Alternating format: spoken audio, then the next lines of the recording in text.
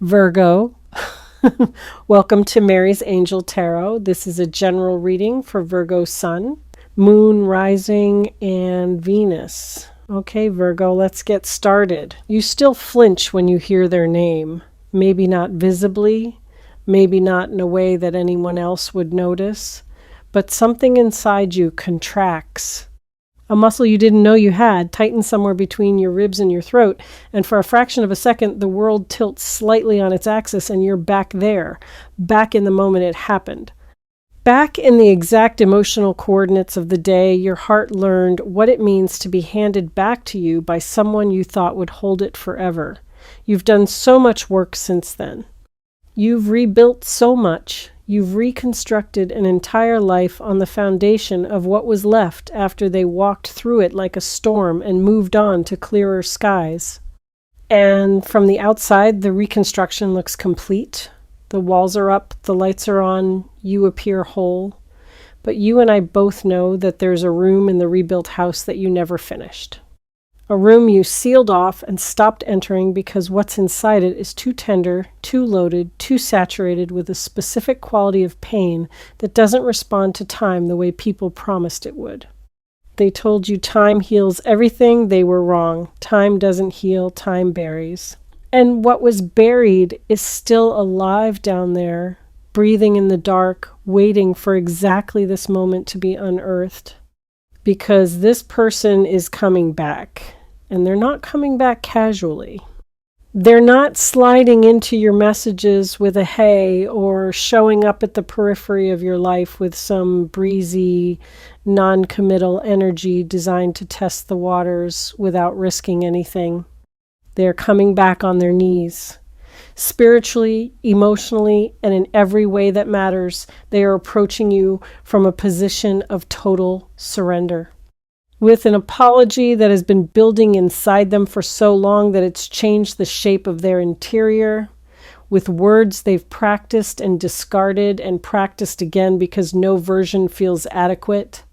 And underneath the apology, beneath it, fueling it, giving it a weight and a desperateness that they cannot disguise, no matter how carefully they choose their words, is something that's going to shake the ground you've so carefully rebuilt your life on. They're going to tell you they love you, not loved, love, present tense, active, alive, ongoing, a feeling that didn't end when they ended things. A feeling that has been running underneath their life like an underground river this entire time, invisible on the surface, but shaping the terrain above it in ways that neither of you could see until now. But before I talk about their return, I need to talk about what they did to you, because I think it's been minimized by them, by the people around you, maybe even by you yourself in the interest of moving on and being the bigger person and not giving the wound more power than it deserves. But the wound deserves acknowledgement, not to keep it open, to honor what you survived, because what happened to you was not a minor disappointment. It was not a normal breakup or a standard rejection or one of those unfortunate but ordinary relationship endings that people navigate every day and recover from on schedule. What happened to you was a specific kind of devastation that targets the deepest layer of a person's self-worth and detonates there in the place where you store your belief that you are lovable, that you are worthy of someone's choice, that the love you offer is valuable enough to be received and protected and chosen again and again, even when choosing is hard. They detonated that belief. And the explosion didn't just damage the relationship, it damaged your relationship with yourself. Because when someone you love rejects you, when someone who has seen you at your most open and your most vulnerable looks at all of that and decides it's not enough, or it's not what they want, or it's not worth the effort, the rejection doesn't land on the surface. It bypasses every defense you have and goes straight to the core, to the place where you keep the foundational assumptions about your own worth, and it rewrites them, not loudly, quietly, surgically, so that afterward you're walking around with a revised operating system that you didn't install and didn't consent to, an operating system that says things like, see, I told you, I knew this would happen. I knew that who I am isn't enough to make someone stay. And you've been running on that operating system ever since. You've been making decisions based on it, choosing partners based on it, holding back based on it. Loving at 70% instead of 100 because the last time you loved at 100, you got demolished and your system decided that the safest strategy was to never go all in again, to always keep something in reserve, to always maintain an emergency exit, to always love with one hand while the other hand grips the door frame, ready to catch yourself when the floor inevitably drops out. You've been calling that wisdom, calling it growth, calling it learning from your mistakes. But it's not wisdom, it's armor forged from wound.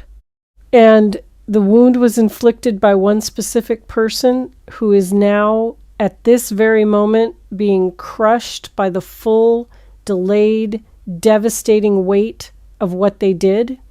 Let me tell you what happened to them. Because their story since the rejection is not the story you've been imagining.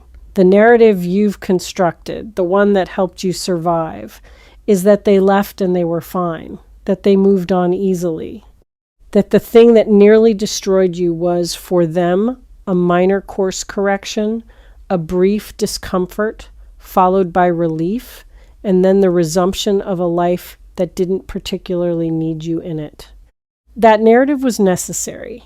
I understand why you built it, because the alternative, the idea that they left and also suffered, that they made this choice and immediately began drowning in the consequences of it, that possibility was too confusing and too painful to hold alongside your own devastation.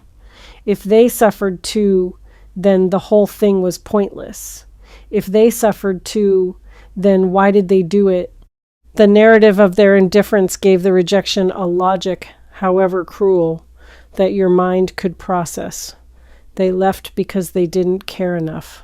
Clean, simple, terrible, but at least coherent. The truth is not coherent. The truth is messy and contradictory and deeply, profoundly human in all the ways that make human behavior so maddening. The truth is that this person left you and was not fine, was never fine, was performing fine with such commitment and consistency that everyone around them, including you, bought the performance completely.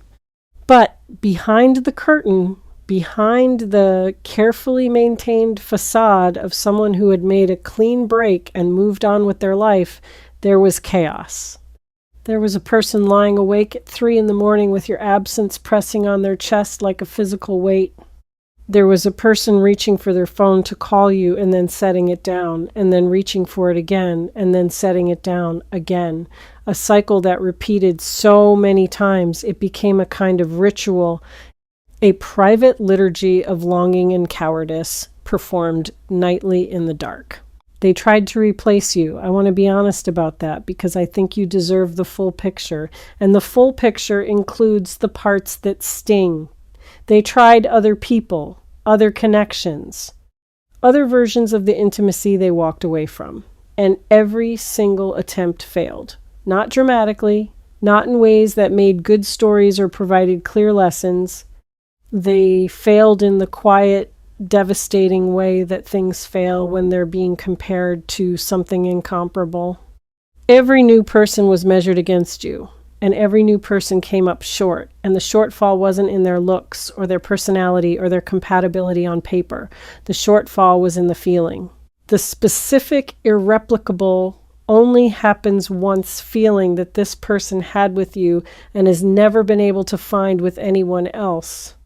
They kept looking for your frequency in other people's signals and finding static every time, without exception, until the searching itself became a kind of mourning. Each failed attempt a fresh reminder that what they had with you was not ordinary and could not be reconstructed with different materials. There's a particular moment that haunts them, And I want to describe it because I think it reveals something essential about the nature of their regret. It's not a dramatic moment. It's not the moment of the breakup or the rejection itself. It's a moment from before. A moment from the time when things were still good, still intact, still wrapped in the particular warmth that your connection generated when it was functioning at its best. A small moment, the kind that seems insignificant when it's happening but takes on enormous weight in retrospect. Maybe it was the way you looked at them across a room. Maybe it was something you said, something tender and unguarded, something that revealed the depth of your feeling in a way that should have made them grateful, but at the time made them feel something more complicated, something closer to fear. Maybe it was the way you reached for them in the night, instinctively, unconsciously, your sleeping body seeking theirs, with an animal certainty that didn't need to be awake to know what it wanted. That moment plays on a loop in their memory.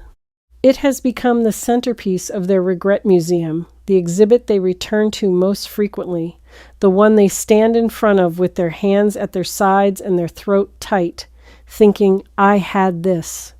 This existed. This was real. And it was mine, and I held it in my hands, and I opened my hands and let it fall. And the cruelty of the memory is that it's beautiful.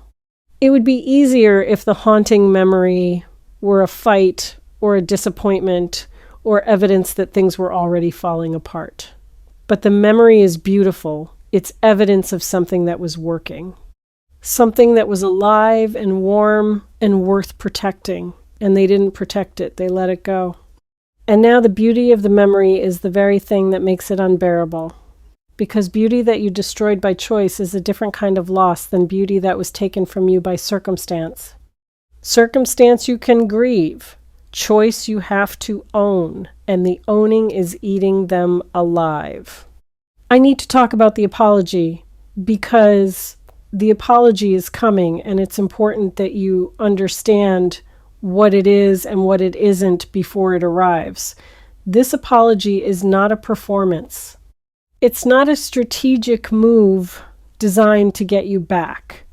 It's not the product of loneliness or desperation or the simple, selfish realization that being alone is harder than they thought, and maybe returning to the person they hurt is easier than doing the work of building something new. I know that's the interpretation your defense system will reach for first. It's the safest interpretation. It protects you from having to take the apology seriously. It allows you to dismiss it as manipulation, file it under too little too late, and continue walking forward without having to turn around and face the person standing behind you with their heart in their hands. But this apology is not that.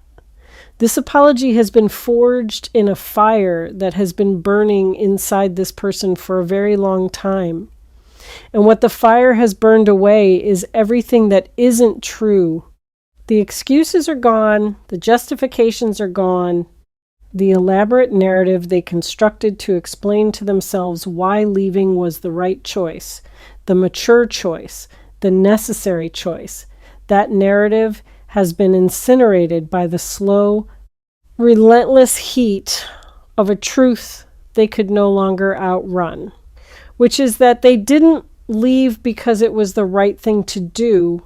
They left because they were afraid of the depth of what they felt, afraid of the vulnerability that your love demanded, afraid of being seen as completely and as tenderly as you were seeing them, afraid, paradoxically, of getting exactly what they wanted, because getting what you want means you have something to lose, and this person had already decided long before they met you that loss was something they could not survive again.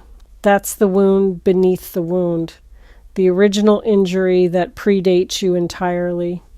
Somewhere in this person's history, probably early, probably in the formative years when the architecture of attachment was being built, they learned that love is a precursor to devastation.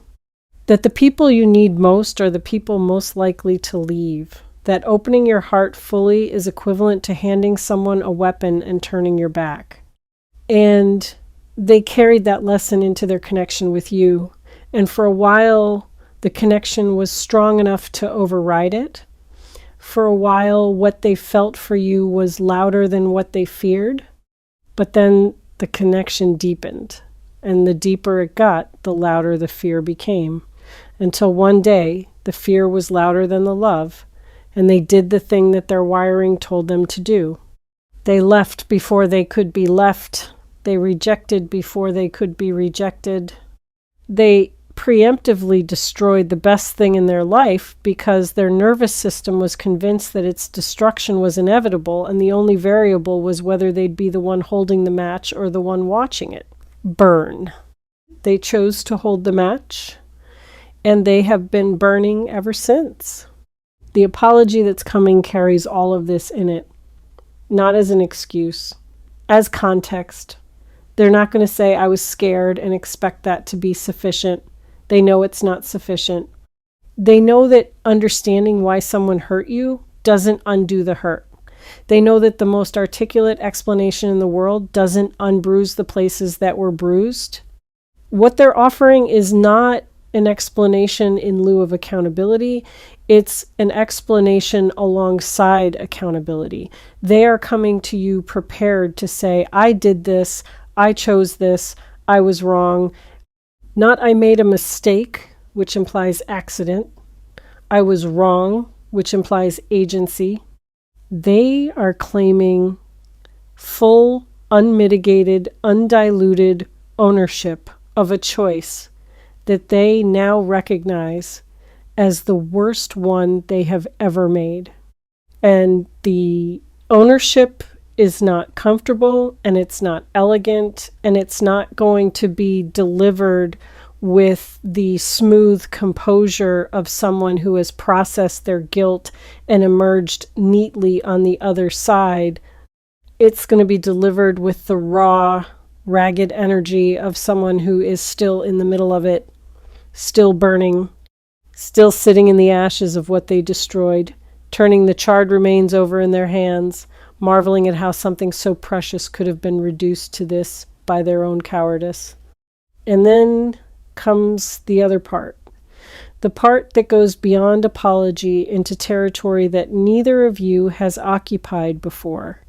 The I love you. And this I love you is not a relic. It's not a nostalgic echo of a feeling that used to exist.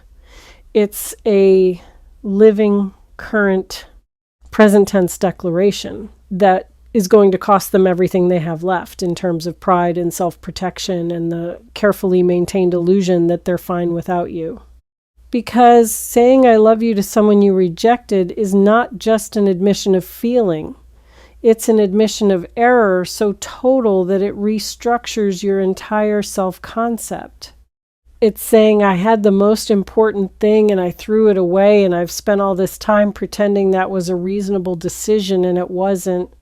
It was the decision of a frightened person, and I'm still frightened, but I'm more frightened now of living the rest of my life without telling you that you are the single most significant thing that has ever happened to me. That's the weight of what's coming. And I don't say that to romanticize them or to position them as some kind of tragic hero. They're not a hero. They're a person who made a devastating choice and is now trying to gather the fragments. What makes this significant is not their pain, because their pain, while real, does not erase or outweigh yours. What makes this significant is the genuineness of the transformation, because this person has changed. Not in the superficial, I've been to therapy and now I use feeling words way that sometimes passes for growth. In the tectonic way. In the way that only happens when someone's entire belief system has been dismantled by the consequences of its own logic. They believed that leaving would protect them. It didn't. They believed that distance would diminish the feeling. It didn't. They believed that time would do what their willpower couldn't and gradually dissolve the bond. It didn't. Every assumption they held about love and self-preservation and the mathematics of emotional survival has been disproven by their lived experience. And what's left in the wake of all those failed assumptions is a person who has been stripped down to the studs. No theories, no strategies, no protective frameworks. Just a human being standing in the rubble of their own defenses, finally willing to do the one thing they've never done, which is love without a safety net. I want to turn to you now because this is not just their story. This is yours. And your part of it is at least as complex and at least as important as theirs. Because you have to decide what to do with what's coming. And that decision is not going to be simple. It's not going to be a clean binary choice between forgiveness and refusal. It's going to be a layered, multi-dimensional reckoning with everything you felt and everything you've become since they left and everything you still carry that you haven't fully examined, because examining it meant going back into the room you sealed off, the room in the rebuilt house that you stopped entering because the pain in it was too specific and too alive. Here's what I want to say about that room. It's time to go back in. Not because they're coming back and you need to prepare, because you need what's in there regardless of what you decide about them. In that room are pieces of yourself that you abandoned along with the relationship. Not intentionally, reflexively. In the aftermath of the rejection, your psyche performed a kind of emergency surgery, cutting away everything associated with the pain, and some of what it cut away was actually healthy tissue.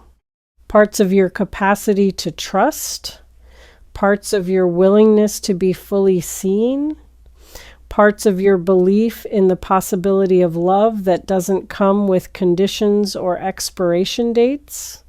Those parts got sealed in the room along with the pain, and you've been living without them, functioning but incomplete, capable of connection but not the kind of connection that reaches all the way down.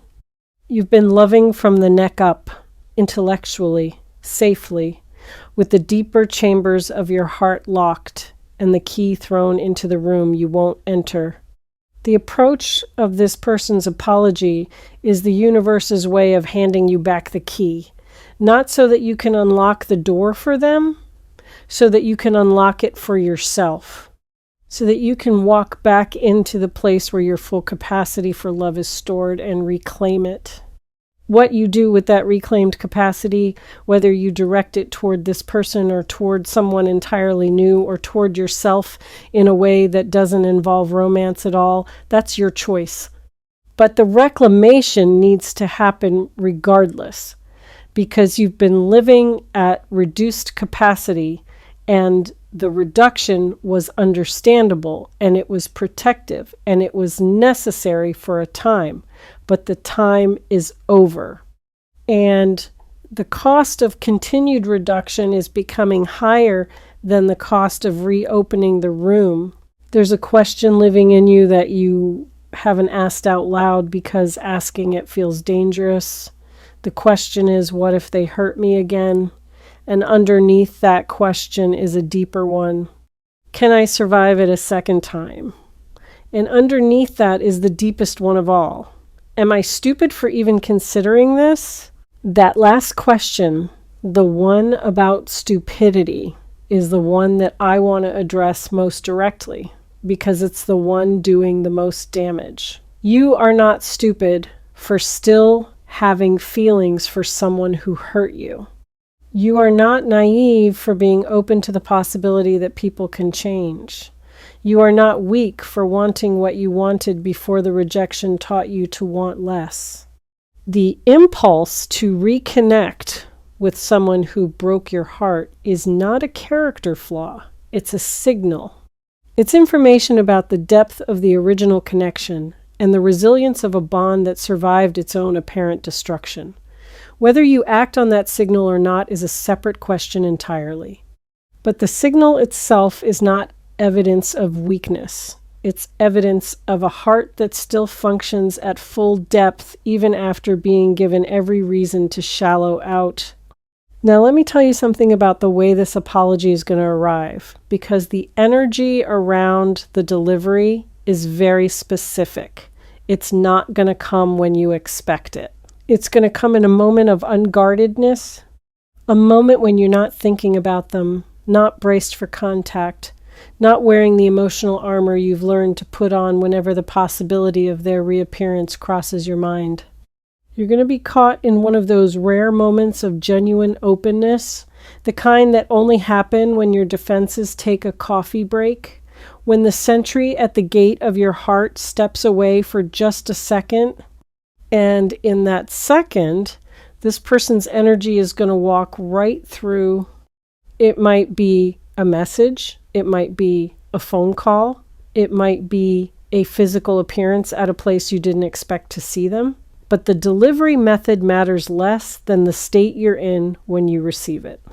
And the state is going to be open, accidentally, uncharacteristically, almost comically open, as though the universe specifically chose the one moment in your week when your walls were at their lowest to deliver the one message that requires you to be unwalled. That's not a coincidence. That's precision. The universe understands that if this apology arrived while you were armored, your defenses would intercept it, process it through the filter of your protective skepticism, and deliver a prepackaged verdict of too late or I don't trust this before the words even had a chance to land on unprotected skin. So the universe is engineering a moment of exposure, a crack in the schedule of your own guardedness. And through that crack, the truth is going to enter. What this person says to you is going to be imperfect. I want to prepare you for that because I think there's a fantasy version of this moment that you've been unconsciously harboring, a version where they say exactly the right thing in exactly the right way, and the words are so perfectly calibrated that they dissolve all your resistance and heal all your wounds in a single conversation. That's not how it's going to go.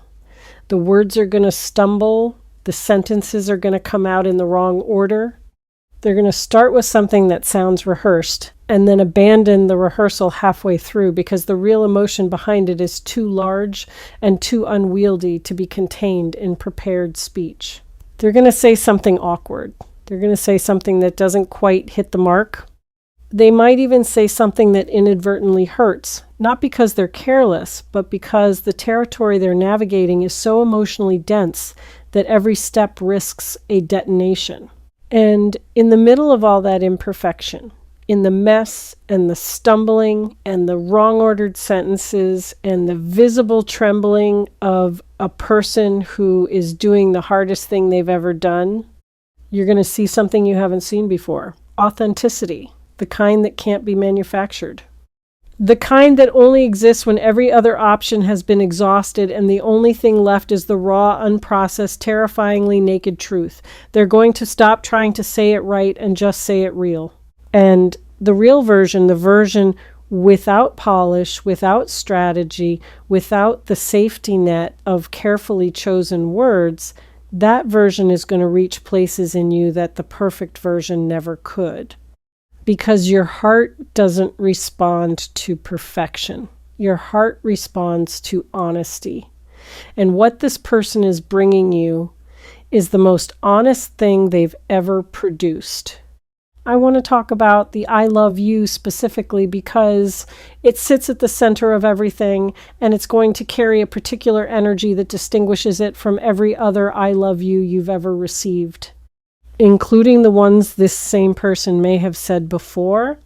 When they said it before, if they said it, it was spoken from inside the relationship, from inside the safety of mutual commitment, from a place where the words were supported by the structure of coupledom and confirmed by the daily evidence of shared existence. It was real then too, but it was easy.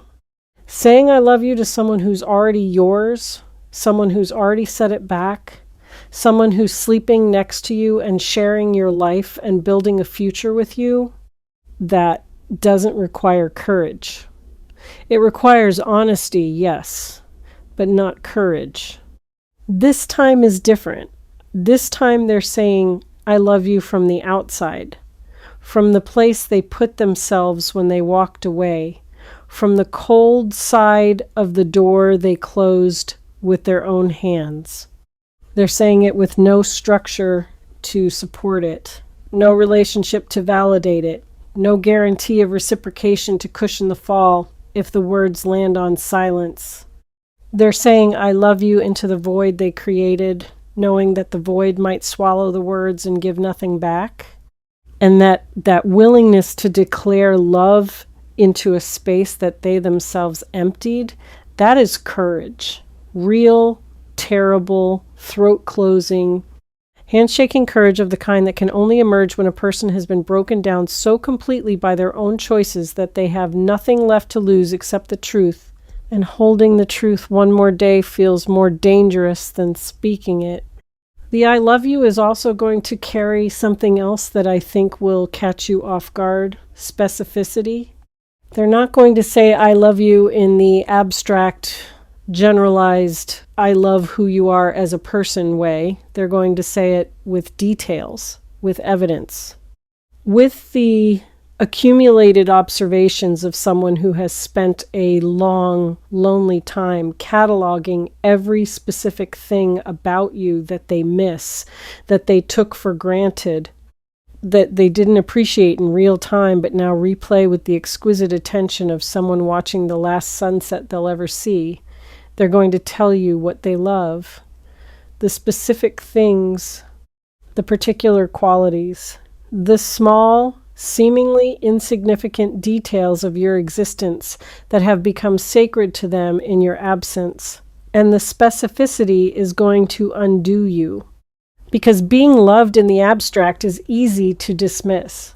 Being loved in the specific, being told, I love the way you do this, I love the way you say that, I love the particular expression your face makes when you're thinking and you don't know anyone's watching. That kind of love cannot be dismissed.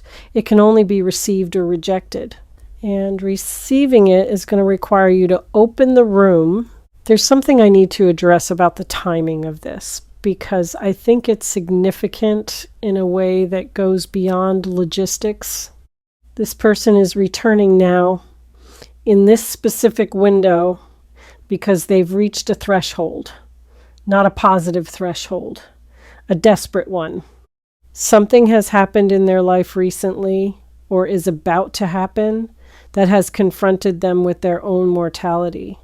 Not necessarily in a dramatic health crisis way, but in the existential way. The confrontation with the fact that time is limited, that the years they've spent running from the truth of what they feel are years they will never get back. That every day that passes without you knowing what you mean to them is a day wasted, and the waste has accumulated to a point where it has become its own emergency. They're not coming back because they've arrived at some Zen-like place of readiness. They're coming back because the pain of staying away has finally exceeded the pain of coming forward. The math has flipped. And when the math flips, action follows. Not with the grace of someone who has it all figured out, but with the urgent, stumbling energy of someone who is running out of reasons to keep standing still. I want to talk now about what happens after the apology, after the I love you, after the words have landed and the dust has settled and you're standing there in the unguarded moment that the universe orchestrated, looking at this person who destroyed you and who is now standing in front of you, offering everything they once refused to give. What happens next is not a decision you need to make immediately.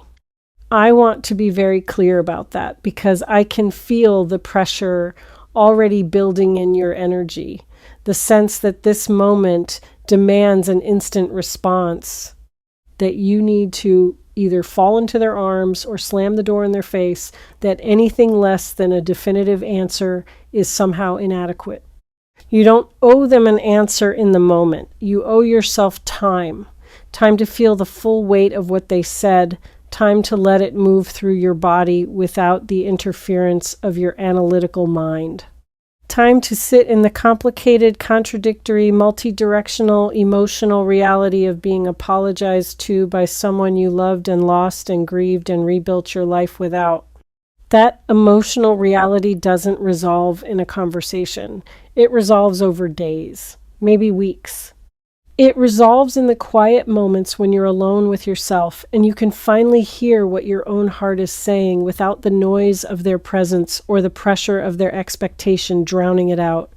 What I can tell you is that whatever you decide, you deserve to decide it from a place of fullness rather than deficiency, not from the wound, not from the loneliness that the wound created. Not from the operating system that the rejection installed, the one that tells you you're not lovable enough to be chosen, because if you decide from that place, you're not deciding at all. You're reacting. And reactions, however justified, are not the same as choices. A choice comes from the you that exists beneath the wound. The you that was there before the rejection, before the heartbreak, before the operating system was overwritten. The you that knows in its deepest, most uncorrupted layer exactly what it deserves and exactly what it wants and exactly how much risk it's willing to take in the name of something real. That's the you I want you to consult. Not your fear, not your pride, not the reasonable self-protective part that has kept you functional since the breakup by constructing a worldview in which you don't need them and never did. That part was essential. It kept you alive. But it's not equipped to make this decision because it has a bias. Its bias is towards safety at all costs. And some decisions, the most important ones, the ones that determine the trajectory of an entire life, cannot be made from safety. They have to be made from that terrifying, exhilarating, stomach-dropping place where safety ends and faith begins. I'm not telling you to take them back. I'm not telling you to refuse them. I'm telling you to go back into the room. The sealed room in the rebuilt house. The room you stopped entering because the pain was too alive. Go back in, open the door, step inside, and look at what's there, not with the eyes of the person who sealed it in a state of emergency. With the eyes of the person you are now, older, stronger, more scarred but also more wise. The contents of that room look different from this distance. The pain is still there, but it's not the only thing. Your capacity for love is in there too. Your willingness to believe in people. Your ability to hold complexity and contradiction and the full mess of human imperfection without needing to reduce it to a simple story with clear heroes and villains. All of that is in the room, and all of it is yours. This message reaching you through Mary's Angel Tarot is not telling you what to choose. It's telling you that a choice is coming and that you should meet it with your full self, not the reduced version. Not the armored version, not the version that decided in the aftermath of devastation that feeling less was safer than feeling everything. You deserve to feel everything. The anger and the tenderness, the betrayal and the hope, the very reasonable desire to protect yourself and the very unreasonable but very real desire to believe that this time, the love is strong enough to survive what the fear tried to kill. There's one more thing I want to say, and it might be the most important thing in this entire message. Regardless of what you decide about this person, regardless of whether you accept the apology or reject it or table it or let it sit on the counter while you figure out what to do with it, there is something you need to hear that has nothing to do with them and everything to do with you. You were never the problem. The rejection was never evidence of your insufficiency. The heartbreak was never proof that you loved wrong or loved too much or offered something that wasn't worth keeping. What you gave was extraordinary. The love you poured into that connection was one of the purest things that has ever existed in this person's life. And the fact that they couldn't hold it at the time was a reflection of their limitations, not your value. You were not too much. You were not too intense. You were not too available or too emotional or too invested. You were exactly what love is supposed to look like when it's genuine. And the only reason it wasn't received properly was that the person receiving it hadn't yet developed the capacity to hold something that real. They're developing that capacity now, painfully, belatedly, at a cost that they will be paying for a long time. But the development of their capacity does not retroactively validate your worth. Your worth was never in question. Your worth was established the moment you loved with your whole heart and continued to love, even when the love was not returned in kind. Your worth was demonstrated in the way you survived a heartbreak without becoming cruel, in the way you rebuilt without becoming closed, in the way you maintained, against all evidence and all instinct, a tiny, stubborn, almost defiant thread of openness in a heart that had every reason to shut down permanently. That thread of openness is why this message found you. It's why you're still here. It's why the universe is delivering this information to you now, at this exact point in your journey, through a channel that your guarded mind might not fully trust, but that your soul recognizes as real. The thread held through all of it, the rejection, the grief, the rebuilding, the armor, the sealed room, the reduced capacity, the midnight ache that still visits sometimes when you're too tired to defend against it. Through all of it, the thread held. And it's that thread, that impossibly thin, impossibly strong filament of willingness to remain open to love even after being devastated by it, that is about to be rewarded. Not with a guaranteed happy ending. The universe doesn't deal in guarantees. But with an opportunity to stand in the full truth of a moment that contains both heartbreak and hope, both memory and possibility, both the person who hurt you and the person they're becoming, and to choose from the deepest, most uncorrupted, most courageous part of yourself what happens next. The apology is coming. The I love you is coming. The ring, whether literal or metaphorical, the symbol of someone's willingness to commit everything they have to the correction of their greatest mistake. That is coming too. And when it arrives, you will be ready. Not because you've planned for it, not because you've rehearsed your response, but because you, the real you, the full you, the you that survives everything and remains open despite everything, that you has been ready all along, waiting in the sealed room, breathing in the dark, holding the thread. It's time to open the door. All right. Thank you so much for watching Mary's Angel Tarot. Take care of your energy, and I'll see you in the next reading. Bye.